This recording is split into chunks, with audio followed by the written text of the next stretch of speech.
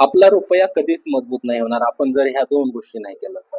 आपण जास्तीत जास्त निर्यात करावं लागेल आणि कमीत कमी आयात करावं लागेल. आयात जर आपण पूर्णतः बंद केलो तर आपण जगू शकणार नाही. कारण बघा, जे असतील इंधन असेल, सोलार सिस्टीम असेल किंवा जे इलेक्ट्रॉनिक वस्तू असतील, खेळणे असतील, जे काही आपण दैनंदिन जीवनामध्ये जे वापर केलेलं असतो मॅक्झिमम हे बाहेर देशातून येते. तर आपण दुसरं काम काय करता येईल? निर्यात. तर बघा, आज जवळपास भारताला 750 किलोमीटरचा समुद्र किनारा लाभलेला आहे आणि सर्वात जास्त सूर्यप्रकाश आहे. तर आपल्याला सरकार ह्या गोष्टीवर काम केलं पाहिजे की हा सूर्यप्रकाशचा कसा वापर करता येते.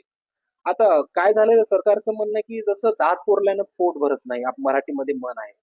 तर आपण ही गोष्टी इंधन कमी वगैरे वापरल्यानं आपला रुपया मजबूत नाही होणार. तर रुपया मजबूत का होईल? जेव्हा आपल्या भारतामध्ये, महाराष्ट्रामध्ये उद्योजक घडले पाहिजे. बघा ना, कधी मराठी मुलगा जर छोटा उद्योजक करायला लागले, त्याला एवढे डॉक्युमेंट लागलेले आहेत की तो डॉक्युमेंट मध्ये एवढे परेशान करतो किंवा लगेच त्याच्या मागे कार्यकर्ते असतील किंवा वेगवेगळे जे पत्रकार असतील त्याला एवढे टॉर्चर वगैरे केलं जातात की तो 1 ते 2 वर्षात त्याचा धंदा बंद केला करत आहे.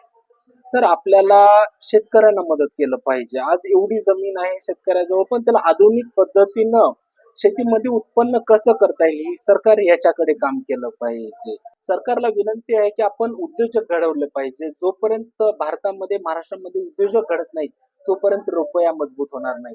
कारण जेव्हा उद्योजक घडतील, जेव्हा इम्पोर्ट एक्सपोर्ट होईल, आपल्या देशातलं जेव्हा निर्यात जास्त होईल, भारतामध्ये जे धान्य असेल, वेगवेगळे आपल्यामध्ये इलेक्ट्रॉनिक्स असतील, जे आपण निर्यात बाहेर देशामध्ये जास्त करता येईल आणि आयात कमी होईल, तेव्हा आपला रुपया मजबूत होईल. तर सरकारला विनंती आहे की आपण ह्या गोष्टीकडे विचार केला पाहिजे